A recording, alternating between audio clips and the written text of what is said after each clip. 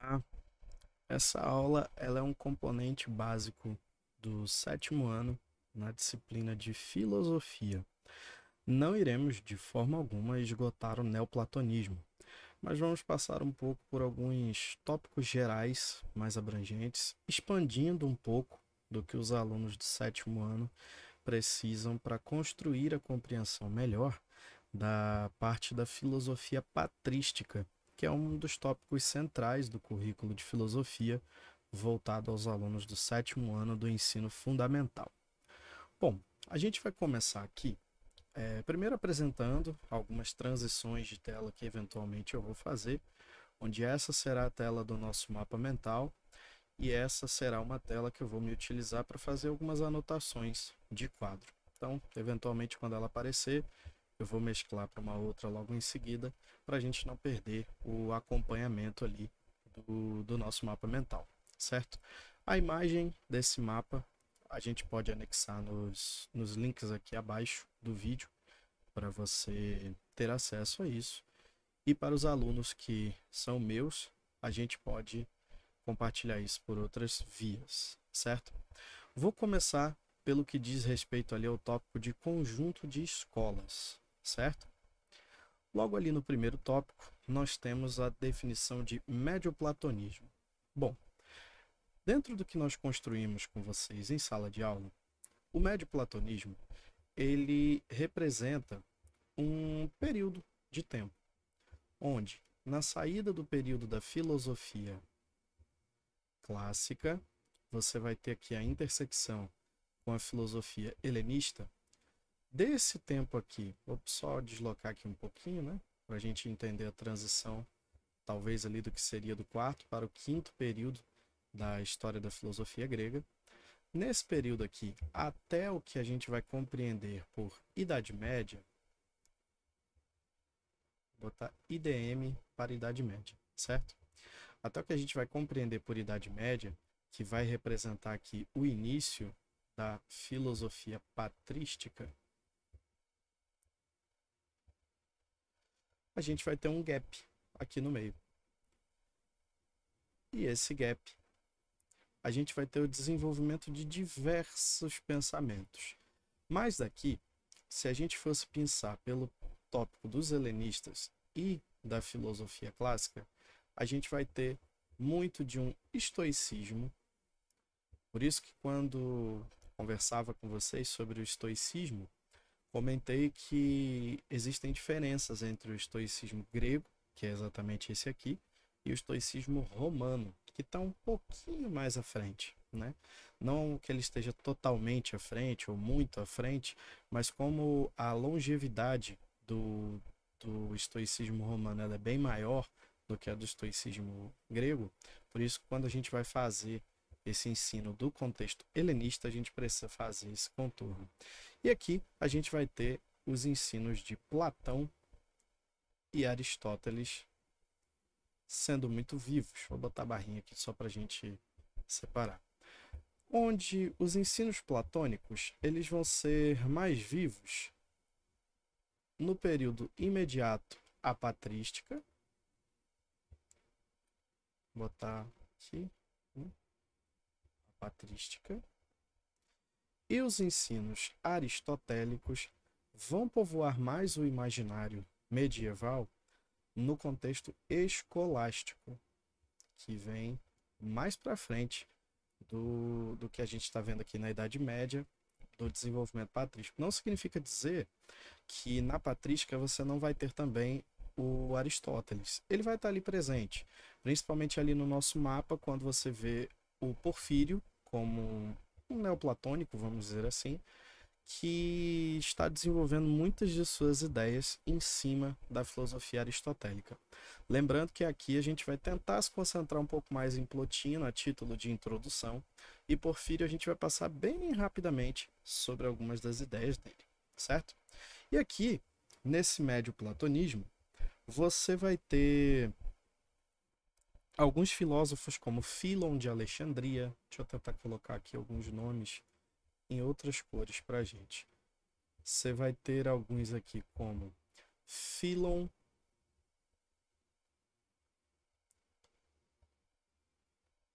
de Alexandria, você vai ter Plutarco,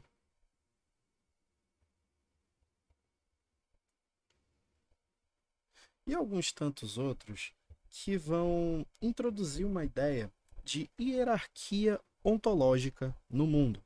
Vai dizer que existe Deus, vai dizer que logo abaixo de Deus existem as almas, e logo abaixo das almas existe esse mundo sensível, que é o mundo que nós estamos enfrentando. Né? Nós estamos enfrentando, nós estamos dialogando, certo? Isso daqui se confunde muito em um contexto bíblico, porque no meio disso tudo a gente tem o desenvolvimento da literatura bíblica. Vou colocar aqui de laranja para ficar mais destacado para a gente. A gente tem o que é chamado de filosofia gnóstica,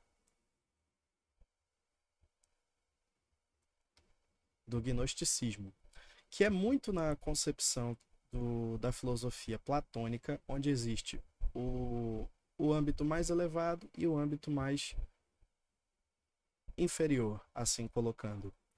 E nesse caminho existem diversos espíritos, né, seres espirituais, em alguns contextos anjos, inclusive, trabalhando aqui no meio.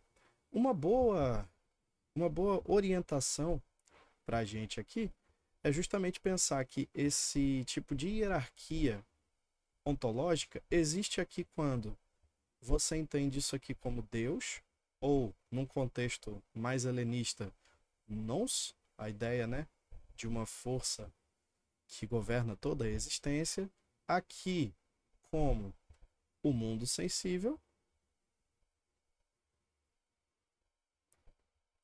e aqui no meio a mediação através das nossas almas, certo?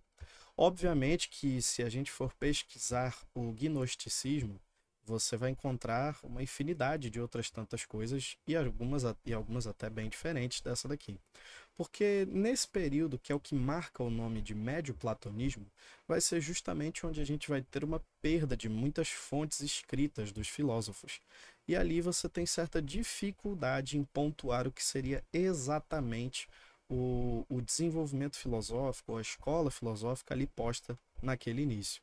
Por isso que a gente vai falar de neoplatonismo, a gente vai falar da concepção lá de Porfírio e diversos outros, o próprio gnosticismo, aqui se desenvolvendo nesse meio, a gente pega uma noção bem básica a dizer o seguinte, vou colocar de amarelo, tá aqui entre o desenvolvimento da filosofia clássica e o início da filosofia medieval, a gente pode chamar de médio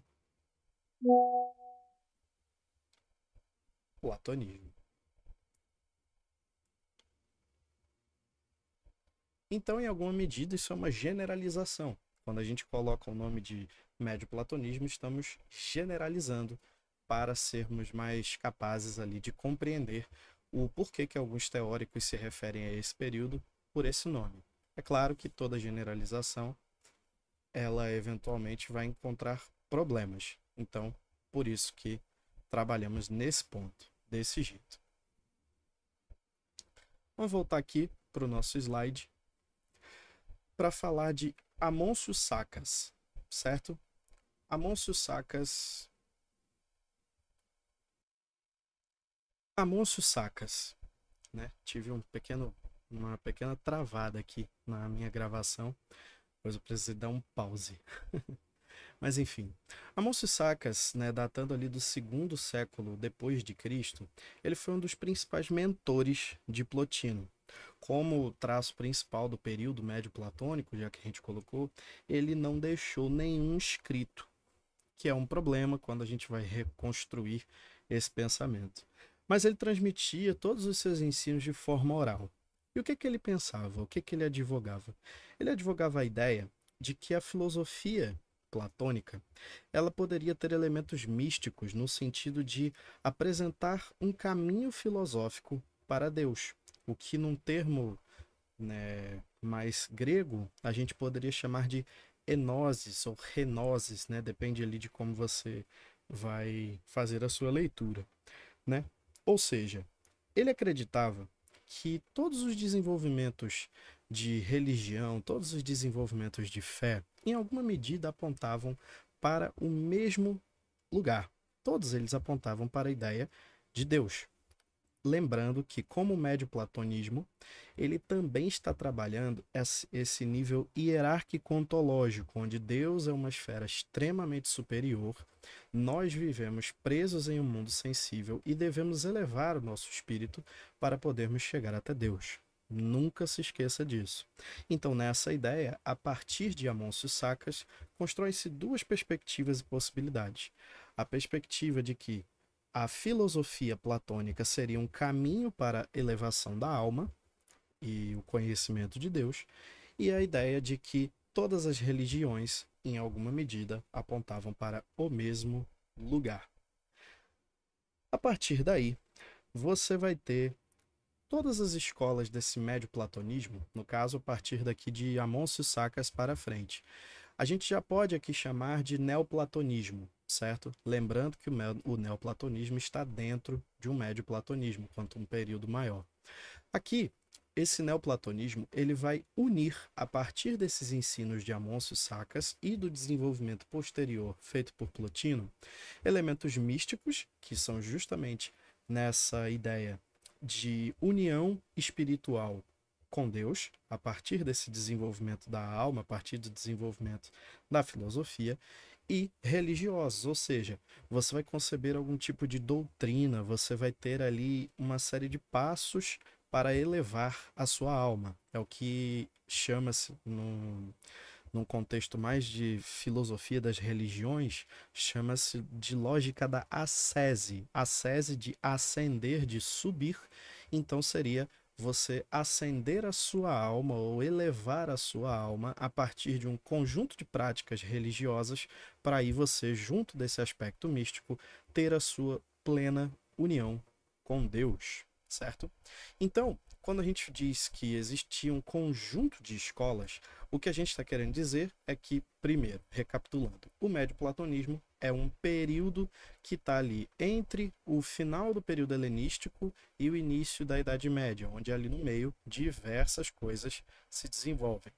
Segundo, Amôncio Sacas, tendo sido o mentor de Plotino, adiciona elementos muito interessantes ali na proposta de uma união mística entre a filosofia platônica e o acesso à noção de Deus, e também concebe a ideia de que todas as religiões apontam para o mesmo lugar, em alguma medida. E a partir dali, você vai ter a filosofia neoplatônica tendo muitos elementos místicos de união espiritual com Deus, a partir do desenvolvimento racional, e religiosos, que representam um conjunto de práticas a serem feitos, desenvolvidos, obedecidos para se elevar o espírito.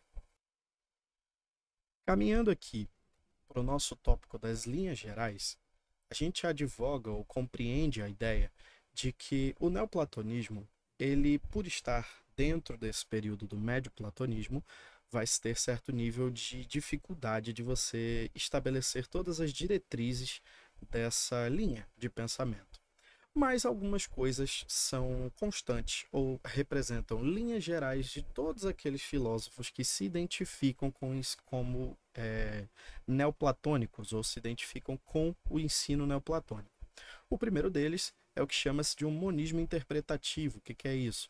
Uma única interpretação acerca do mesmo princípio. Todos esses filósofos neoplatônicos vão entender que, embora existam níveis diferentes de desenvolvimento espiritual, de desenvolvimento filosófico, toda a realidade procede do mesmo princípio, o termo uno, que designa Deus. Ali, todo e qualquer tipo de aparência diferente, ela vai apresentar uma espécie de relativização no que diz respeito a esse ensino neoplatônico. O que eu quero dizer com isso? Você vai encontrar no neoplatonismo, se você estudá-lo a fundo, alguns outros desenvolvimentos posteriores ao uno, mas todos eles, em alguma medida, relativizam a mesma ideia, que é a ideia de que o neoplatonismo busca ser um contorno filosófico capaz de encaixar em várias religiões diferentes. Então, esse nível de relativismo acerca da compreensão de Deus, ele vai ser visto se você olhar, por exemplo, um desenvolvimento neoplatonista mais dado a um contexto islâmico, ou mais dado a um contexto judaico, ou mais dado a um contexto cristão. Você vai ter ali algumas substanciais diferenças acerca da ideia de Deus em cada uma dessas grandes religiões.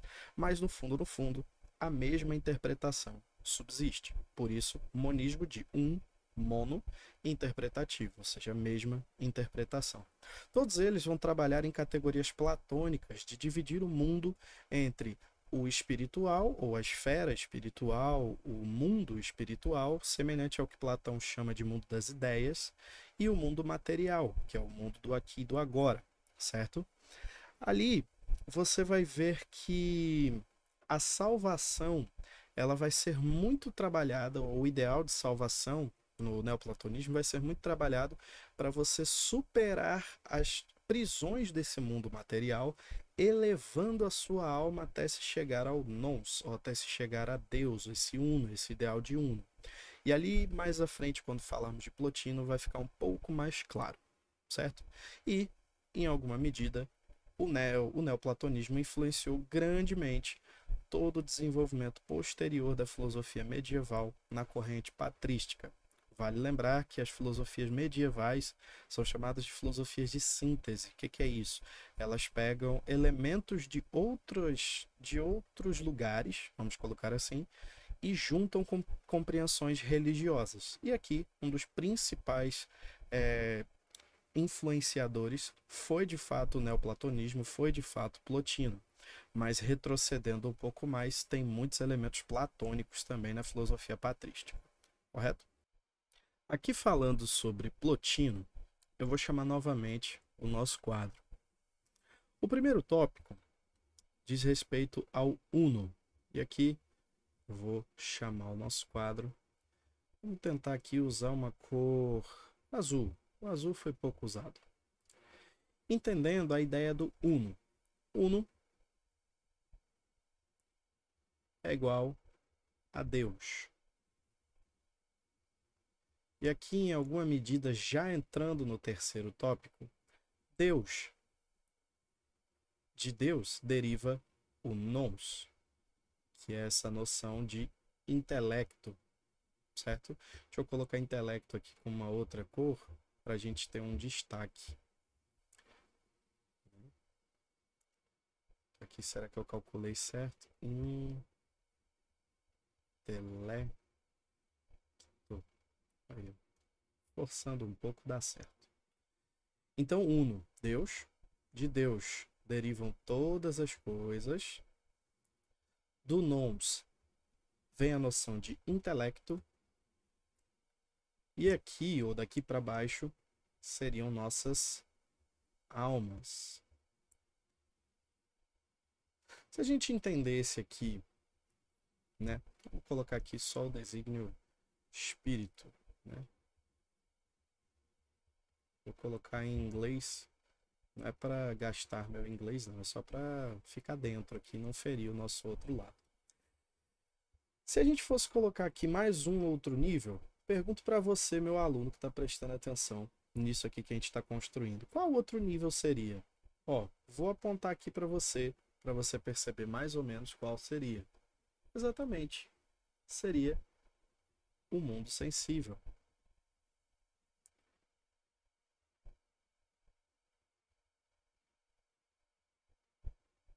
Só que mundo sensível. Aqui a noção que o médio platonismo ou que o Plotino coloca para gente é a ideia de emanação, ou seja, tudo emana de Deus.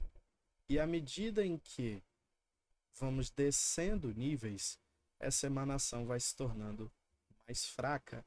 Ou seja, o mundo sensível é o mundo mais fraco no que diz respeito a essa essência divina.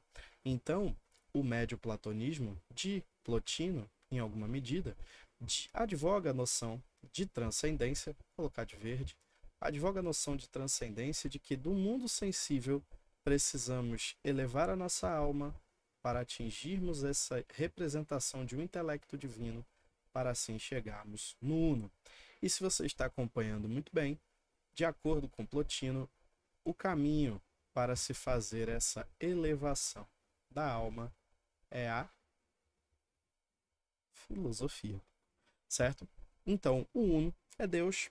Logo ali no nosso terceiro tópico, deixe-me retornar aqui para o nosso mapa. Logo ali no nosso terceiro tópico, Deus, intelecto, alma, justamente nessa noção de emanação, que ali a gente colocou, e a transcendência no sentido de sermos obrigados a superarmos a nossa existência sensível nesse mundo, para que possamos elevar os nossos espíritos e a nossa alma, ok?